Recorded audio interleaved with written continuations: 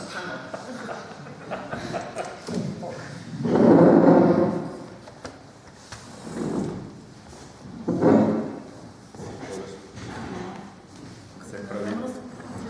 And so,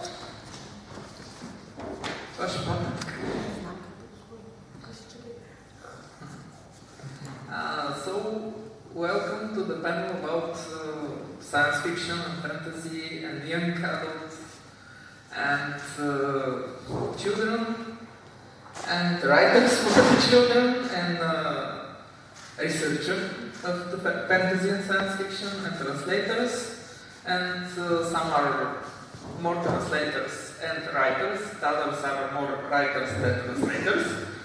We will talk in this panel about the science fiction and the young adults.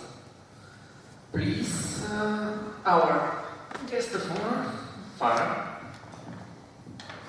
What do you want me to say? Present yourself if you want. Okay, so I didn't mean to write about children's literature.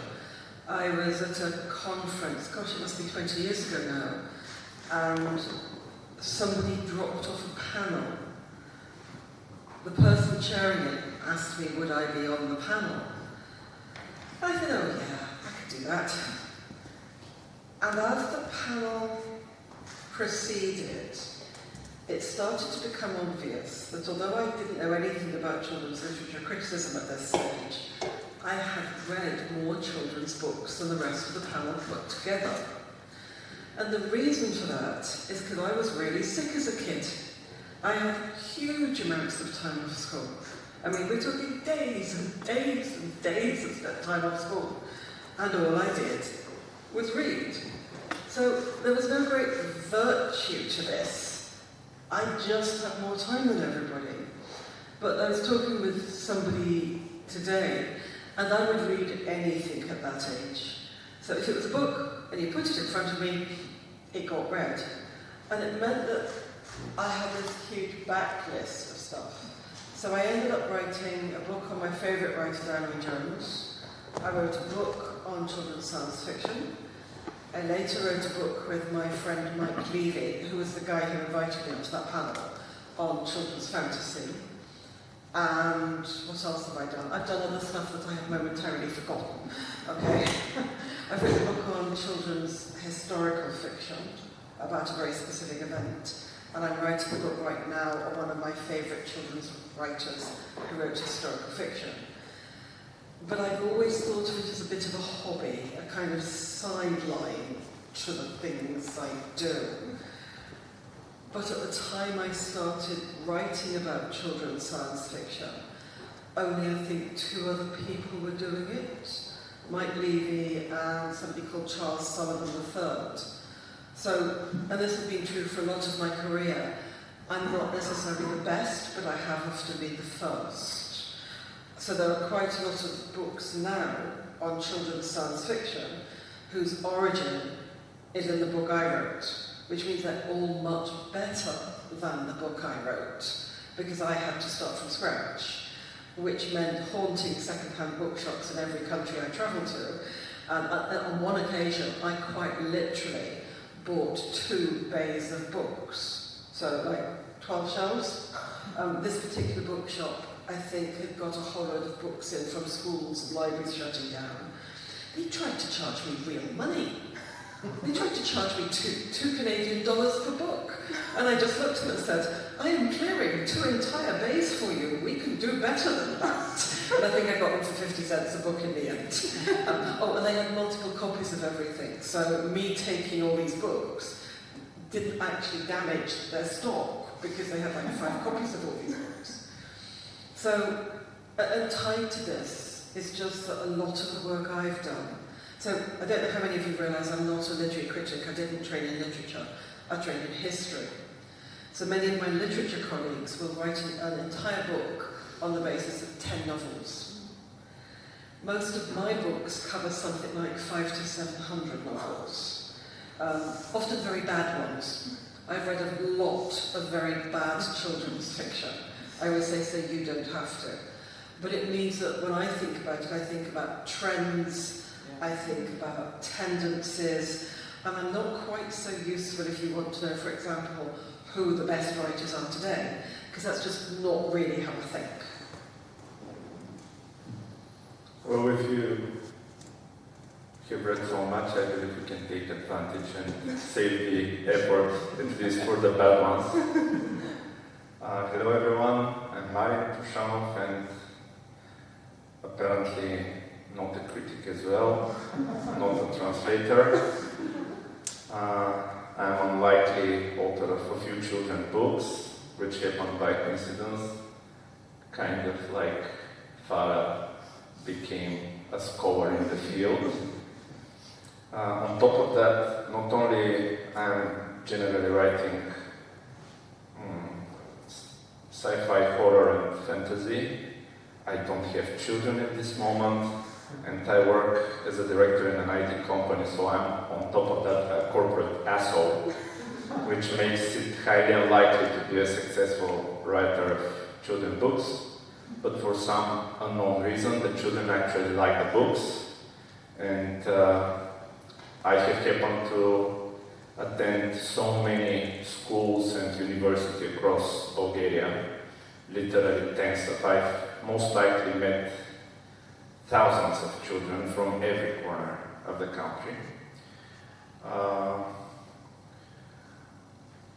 From the most reputable and proficient schools to some schools in the ghettos and some unlikely places like the sports high school in Sliven or the Agrar school in Pavlova.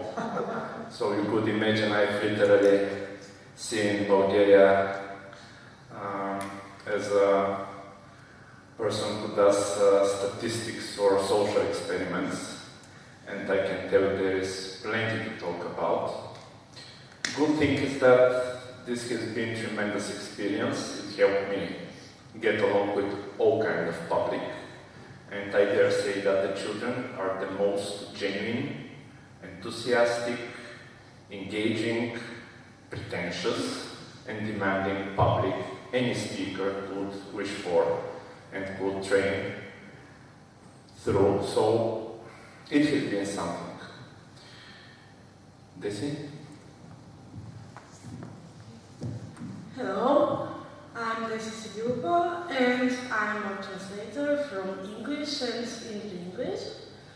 And I've translated a lot of fantasy books, and some of them have been for children. I've also edited some books for children, both in translation and written in Bulgarian.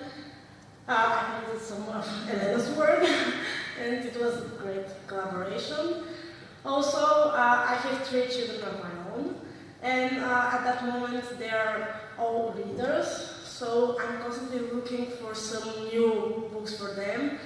And as Fara already mentioned, quite a lot of children's books are bad books. Yeah. And it's really difficult to find something that will be both engaging, that it will have a real story, and not just some pictures thrown in there and somebody just using paper, I don't know for what purpose, but I think that some authors are under the impression that when they write for children, they can put anything in there and anything goes, because they just underestimate their public. And especially in Bulgaria, in the past, there were not so many fantasy work for children. We have either fairy tales, you know, or then you have some classic literature. And after that, my first real fantasy works were done by, I read them in high school, and they were adult books. There was no young adult fiction when I was a child. And actually, when it finally came to Bulgaria, I was much higher in age, but I really enjoyed it. So I'm now like 38, but I'm still reading young adult fantasy and science fiction because I enjoy it very much. And I just hope that in later years we'll have more quality literature for children, both in translation and written in Bulgarian, because it's really important to start them young and make them like reading. So, pass the... So we had to condition them young.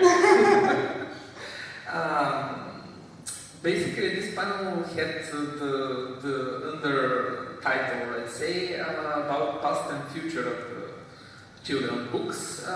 Here is the moment to say that Bulgaria and the socialist, the Eastern Bloc, so to say, is the big disadvantage to the Western world. And while communists were in power, we have very little children's book, really children's books. Most of them Russian. We have maybe 2 Bulgarian authors who wrote children's books and were published. Most of the things that reached the children's mind were fairy tales. And it is very difficult to explain to the Western people how that looks. I was translating a couple of years ago a boy's life for Wakaman, and I have 210 footnotes on this book explaining sweets he ate, movies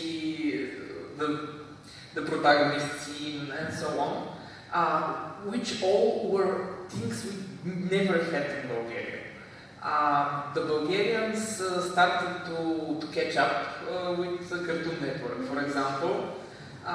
Still the Simpsons and things like that are not very popular because we just didn't have them in the past.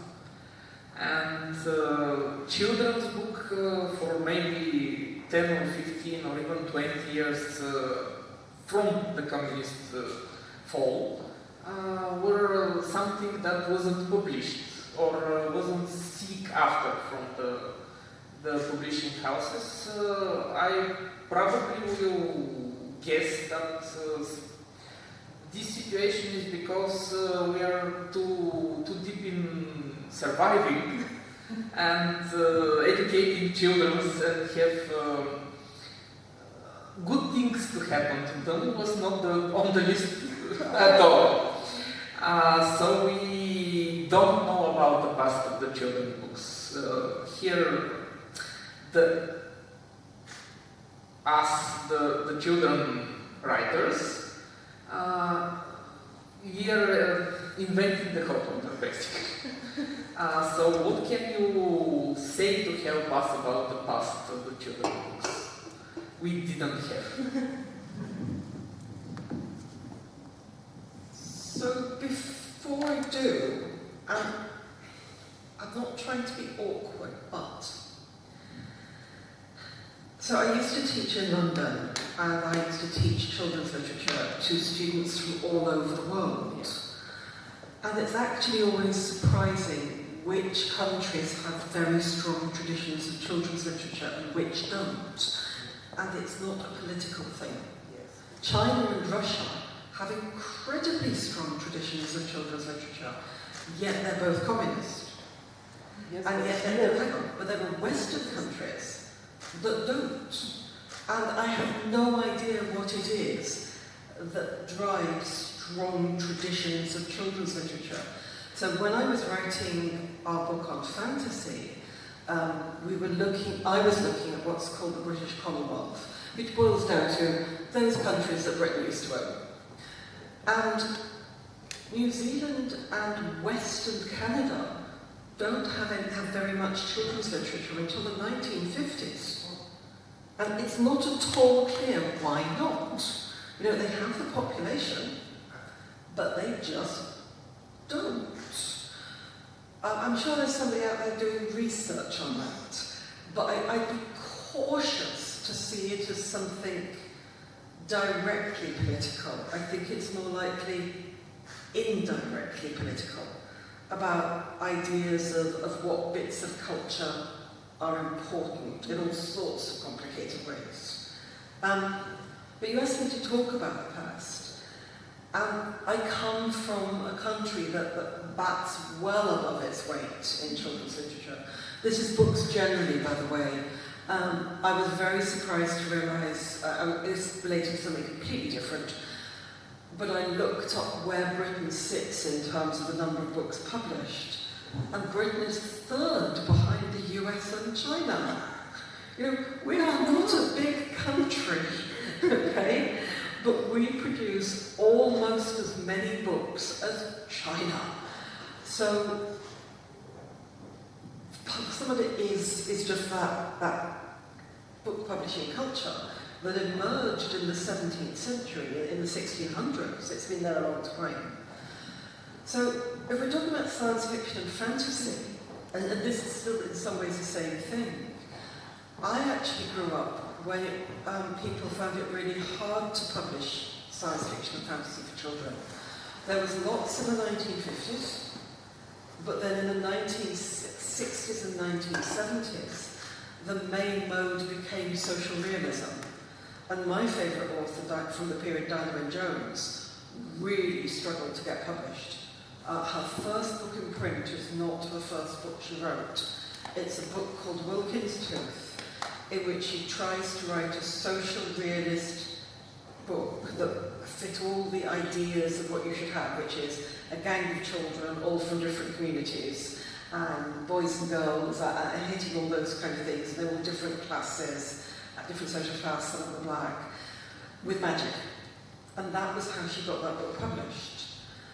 But she was very much a lone voice, and when I was doing the research for the science fiction book in particular, I've got very few science fiction titles from the 70s and 80s. Then they start to creep up. And then in 2001, a chap called Philip Reeve publishes a book called Mortal Engines. I don't know if any of you have read it, but the imagery of this book is just incredible. It begins with the city of London driving itself across the plains of the dead North Sea. And it's all about a world in which capitalism is at its extreme. So it's a city-eat-city world, and cities chase after other cities and strip them apart. And the success of that book suddenly led to a lot more science fiction for kids being published, and you could really see the numbers turn up. Now, fantasy is quite different. Fantasy for children has been enormously successful in Britain and America, really from the middle of the 19th century, but it's been very tied to religious ideas. Almost all of the early children's fantasy writers who are male, but actually I'll include the women there, they're vicars, they're spreaders of the Christian gospel, or they're socialists. But all the early fantasy tends to have really quite political messages underneath. I'd include something even like The Wizard of Oz, which has actually quite an atheistic message, which is why evangelicals hate it. But it's absolutely moral and deterministic, and that's not really going to disappear till the late 20th century.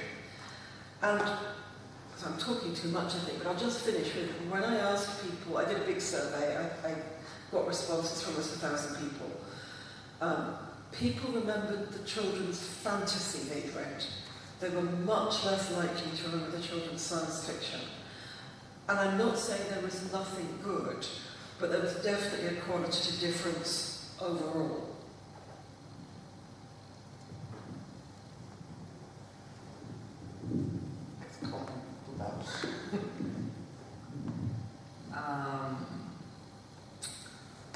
Science fiction as a genre is less well presented in Bulgaria also, and is probably less presented in the children's book in the moment that are written and published, but there are very nice examples of such books.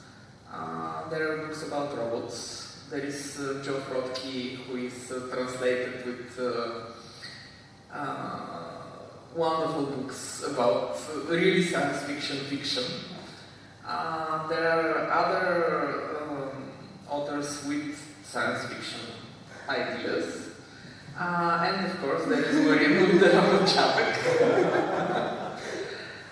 There is also many fantasy books that are fantasy under science fiction dressed as fantasy, which I'm also trying to write, because I like science fiction, and I have a book about using ethnic elements about children going to the world under, which is a Thor revolving over star, basically, but have a fairy tale world on it.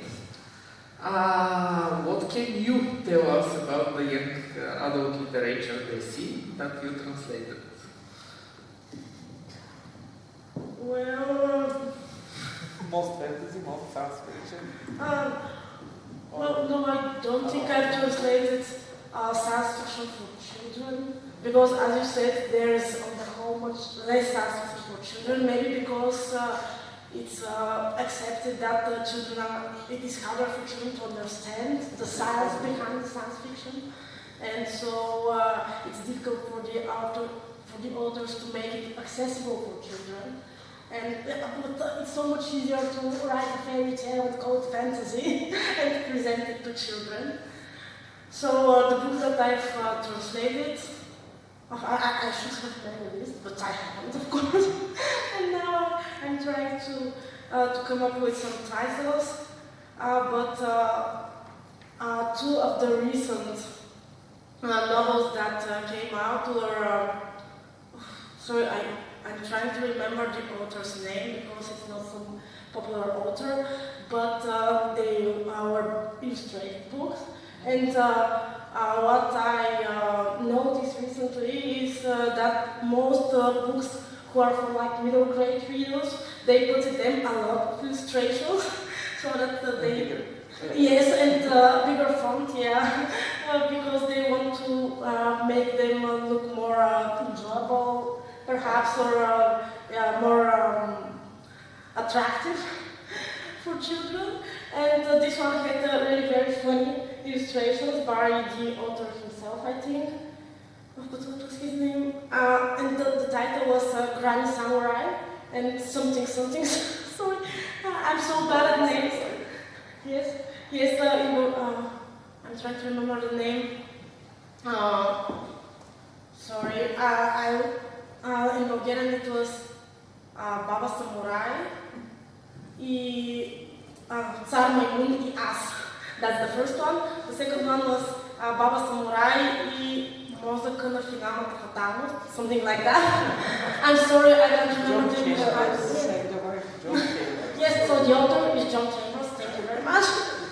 And the great thing about these books was that the author uses very funny language in that the main character is the one telling the story, and he considers himself something of a writer. He tries to invent words of his own, and it's a very funny story because his enemy is that huge like monkey.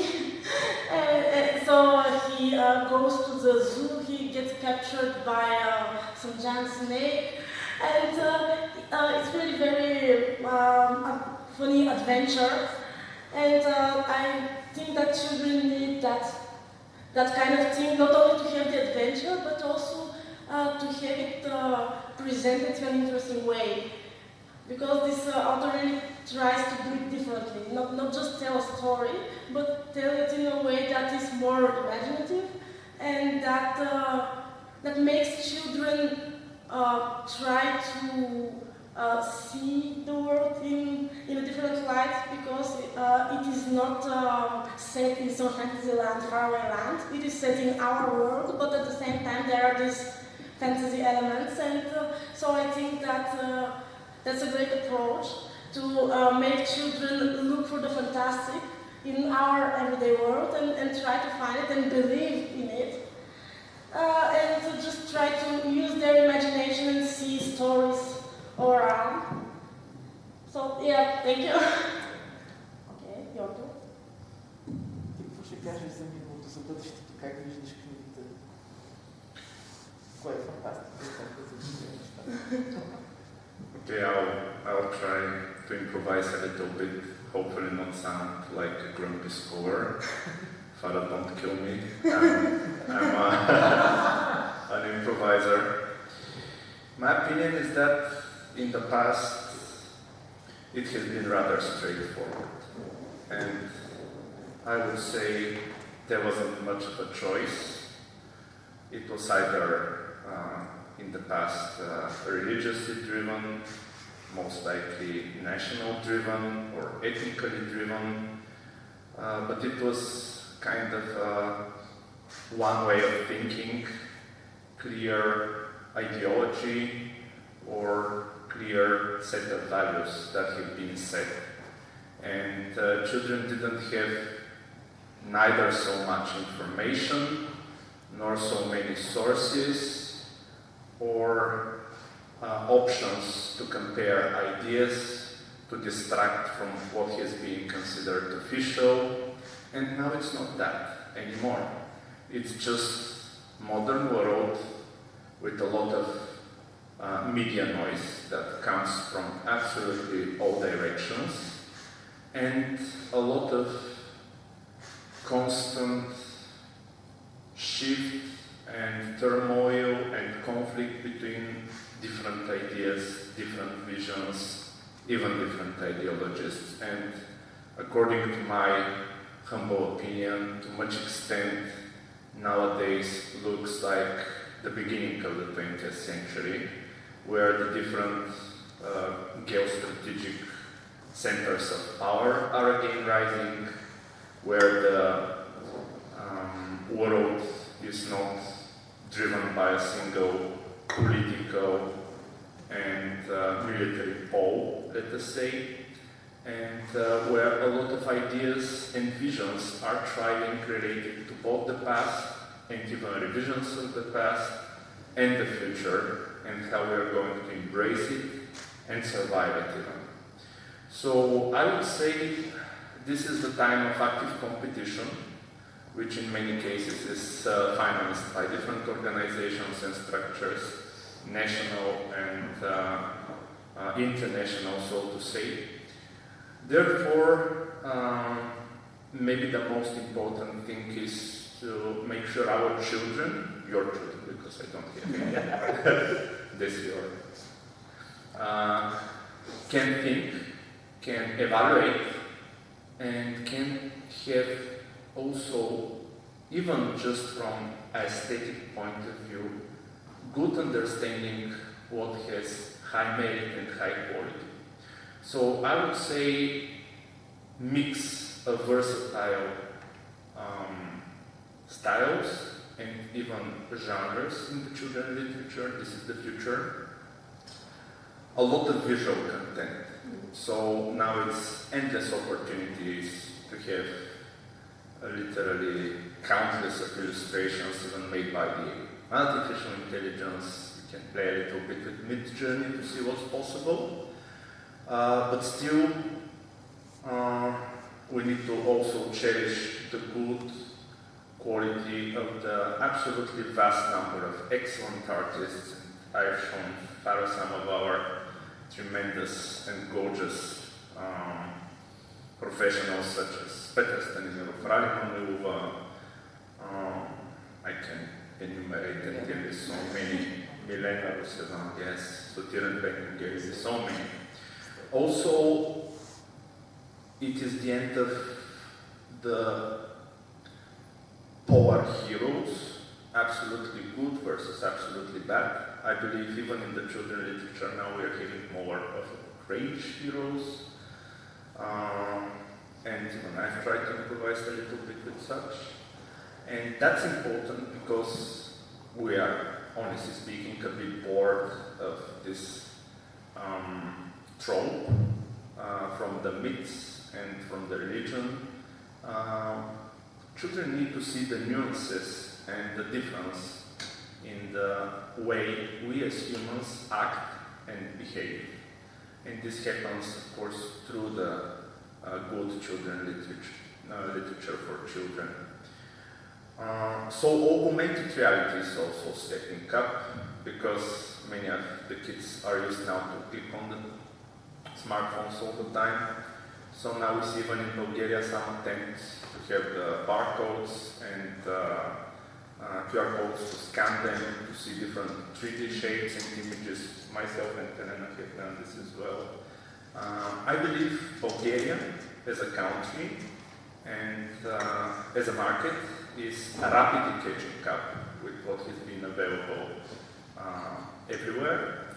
I wouldn't be so extreme as Elena to say there have been only 2 children authors during the socialism. I believe there have been many more.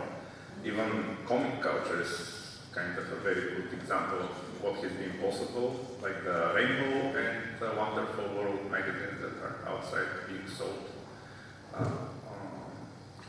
So plenty of things are taking place. Another proof of what is taking shape is this mix between good and evil. I'll name just Sotir Gelev's fairy tales, bedtime songs for fairies and monsters. This is excellent poetry for children. Even as we are on the topic of the fairies, Patton Tongo's fairy Vanilla from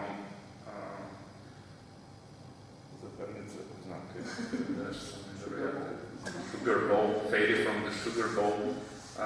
One of the last books, it actually covers the ideas and the challenges behind influencing on the internet, which is amazing, contemporary, absolutely modern scenario, very craftily done. So we have plenty of good opportunities and chances. I'm 40 years old, grumpy man, but still I listen to these stories or read them a little bit, maybe also from professional interest. I highly encourage you to do the same and see what wonderful authors and artists we have presently.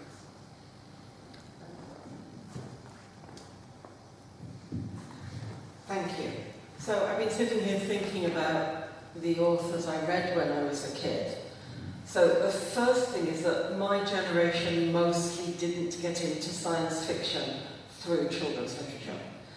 We discovered science fiction and then found that some had been written for us as kids. So the books that helped me make me a science fiction fan was actually a collection edited by, let me get this right, Annabel Williams Ellis and Mabley Owens. Mabley is a man. And they were called Out of This World, and there was 10 of them. And what they collected was stories from the science fiction magazines. They then packaged them in hardback books for libraries with an introduction by an extremely famous man called Bertrand Russell, who was kind of the TV philosopher of his day. And what that meant is that because they were respectable, any library you went into had a couple of them. So they really were what we call a gateway drug. You could always find them. But once you'd found those, then you could go looking for stuff on the children's shelves because they wouldn't let you go up to the adult library till you were 12. Always a source of frustration. And there, the big names, I think, were Robert Heinlein, whose juvenile work is still in print, Andre Norton, who I thought was a man until my husband told me otherwise when I was 18. It was actually a woman. She used a male name to write westerns and then stuck to it when she switched to science fiction. And her science fiction is full of aliens and refugees and wars, and is incredibly political. And a chap called Alan Norse, who did quite a lot of medics in space stuff. And from Australia, somebody called H.M. Hoover, who was kind of borderline science fiction and fantasy, that the alien worlds were under the ground.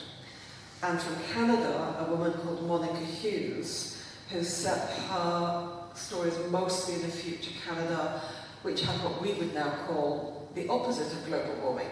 Because back in the 80s, we actually thought the risk was that everything was going to flood and freeze. It's a long time ago. We were sure that the water was rising and we were going to freeze to death. And they were all really very, very good. But more recently, but very often you just then moved fairly seamlessly into the adult field through people like Anne McCaffrey, Harry Harrison, and one of the reasons you could do that is that none of them had any sex in them. Or if they did, I mean, Anne McCaffrey had sex, it was not obvious, and that isn't true now. And it's not true of young adult science fiction either.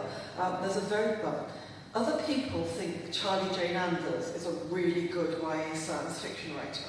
And in many ways she is, but she would insist on sticking sex in. And at 12 to 14, I would have run a mile. Okay? I read science fiction because it didn't have sex and relationships in it. And that's one of the big shifts that's taken place, both in science fiction and in teen fiction. Everybody suddenly wants to talk about relationships. And I don't think I'm atypical of a teenage science fiction reader in that I wasn't ready for that. I really wasn't. I'm still not that interested in fiction. But the other problem that's cropped up, and I'm hearing this, sorry, I'm going to have to back up. One of you was wearing a perfume I'm allergic to. I'm getting slowly more wheezy, so I'm going to come over here, all right? I'm very allergic to all sorts of things.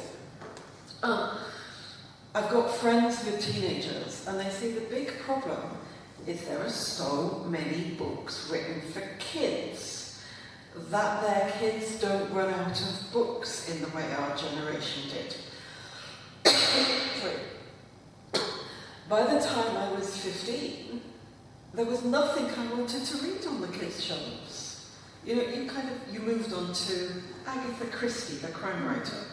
You started working your way from A to Z amongst the science fiction shelves, which in the UK at that time were very helpfully all covered with yellow covers with a rocket ship on them. It's a publisher called Glance, and they dominated the market. So all you had to do, because the libraries didn't separate them out in those days, was literally go along the shelf and go, ooh, yellow, rocket ship, that'll do. Which is one reason we could be so eclectic. There's nothing forcing teenagers to do that. So I'm torn. On the one hand, it's fantastic. We've got writers like Tempest Bradford, Adam Rex, Charlie Jane Anders, Frances Harding is more fantasy. But yet there's so many good writers. The Nebula Award has an award called the Andre Norton Award. The British Science Fiction Association is now into its third year of a children's award. The Hugos have the Lodestar. These are all quite new awards. And interestingly, they don't overlap in their nominations in the way the adult awards do. So that's 15 books you could pick up each year that somebody thought was really good. Oh, and there's also something called the Ignite Award, which sometimes has a children's category. There's so much. Why would you move on? Well, the reason I would give is that all these really good books have a tendency to be focusing on just one type of science fiction. They're mostly all space travel, first contact, exploration books. What I'm not seeing in these modern SF books for kids is the kinds of weird thought experiments and strange science that I found as a kid in the science fiction short story market. So, I love what's out there, but I find it really quite narrow.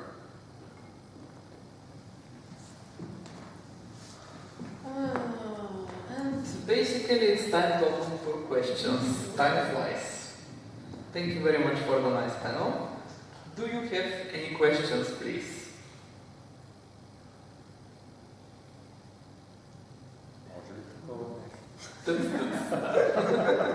Okay, then we close probably our panel. If you don't, if you'd like to say something more. I want to say one more thing.